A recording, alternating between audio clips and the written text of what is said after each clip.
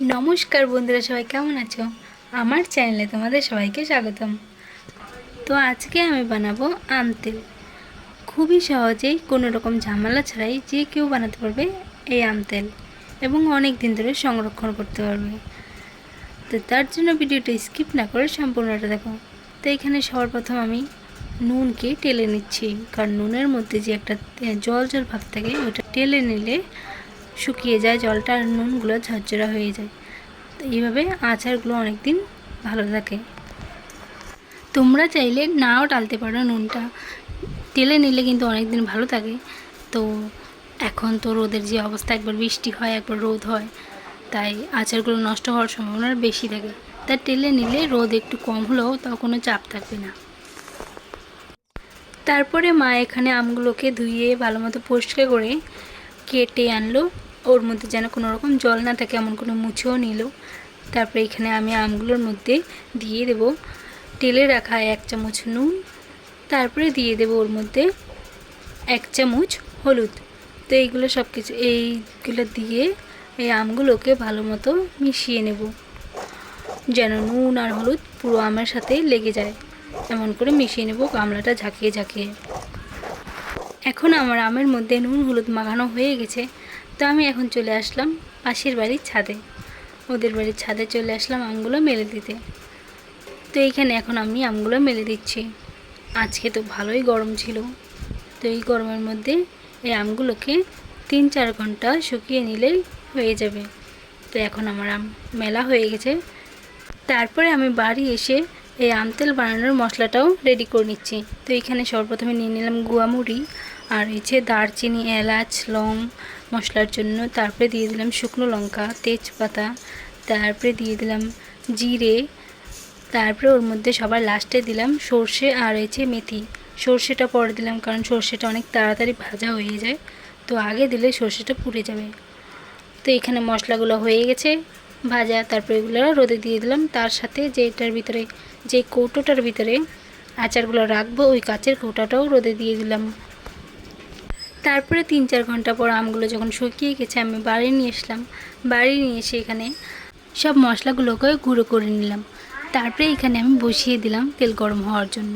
তো তেলগুলো যখন গরম হয়ে যাবে, এইখানে আছে মোট 250 থেকেও বেশি তেল।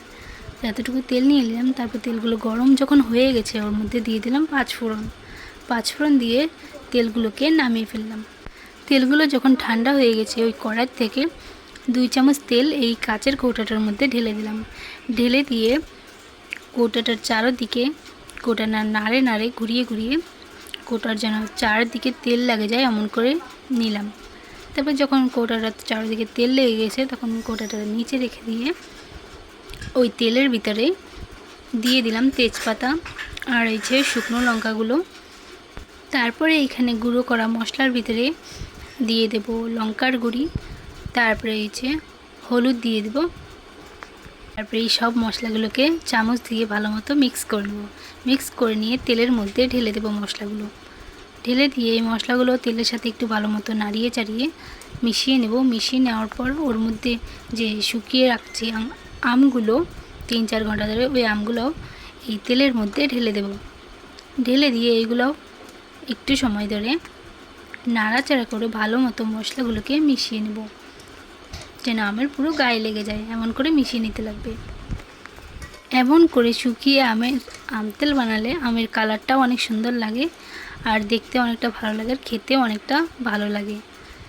তো এমন করে এখন আমার আমগুলো মিক্স করা হয়ে গেছে মশলার সাথে। তারপরে ওর মধ্যে দিয়ে দিলাম ভিনেগার। ভিনেগার দিলে আমগুলো অনেক দিন ধরে ভালো থাকে, আর ওর মধ্যে কোনো কীটাণু বা কিছু বসে না, অনেক দিন ধরে ভালো থাকে। তো এই ভিনেগারগুলো মিশিয়ে নিলাম এই আম তেলের সাথে। তারপরে এখানে দিয়ে দেব হলুদ, তারপরে ঝালের জন্য আরও একটু লঙ্কার গুঁড়ি দিয়ে এগুলোকে আবার ভালো মতো মিক্স করে নেব।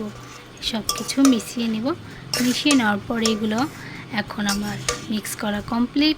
এখন এগুলোকে কৌটোর মধ্যে ওই কাচের বয়ামটার মধ্যে অল্প অল্প করে ঢেলে নেব।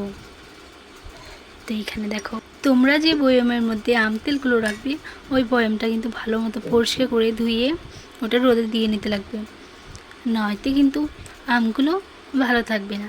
এই দিকে কিন্তু ধ্যান রাখতে লাগবে। তো এখন আমার দেখো আম রাখা হয়ে গেছে কৌটোর মধ্যে। তো কৌটোটা দেখে কিন্তু আম তেলের মধ্যে তেলটা একটু কম লাগছে, তাই আমি আবার কড়াইয়ের মধ্যে তেল দিয়ে দিলাম। তেলগুলো গরম করে নিলাম, গরম করে ঠান্ডা করে নিলাম। ঠান্ডা করার পর ওই কৌটোর মধ্যে উপর দিয়ে তেলগুলোকে আস্তে আস্তে করে ঢেলে নিচ্ছি, চারিদিক দিয়ে ঘুরিয়ে ঘুরিয়ে। তাহলেই তেলগুলো সব দিকে ছড়িয়ে যাবে আর আমটাও ভালো থাকবে আর খেতেও মজা লাগবে। এখন আমার আম তেল বানানো কমপ্লিট। তো এই আম তেলগুলোকে 3-4 দিন ভালো মতো রোদে দিলেই তারপরেই খেতে পারবে। কিন্তু আম তেলটা সাথে সাথে খেলে অতটা ভালো লাগে না, বেশি দিন হলে যতদিন হয় ততটাই বেশি ভালো লাগে। আজকের ভিডিওটা এখানেই শেষ করছি। তোমাদের কেমন লাগছে কমেন্ট করে জানিও। ভিডিওটা যদি তোমাদের ভালো লেগে থাকে তাহলে ভিডিওটাতে লাইক করে দেবে এবং চ্যানেলটাকে সাবস্ক্রাইব করতে ভুলবে না।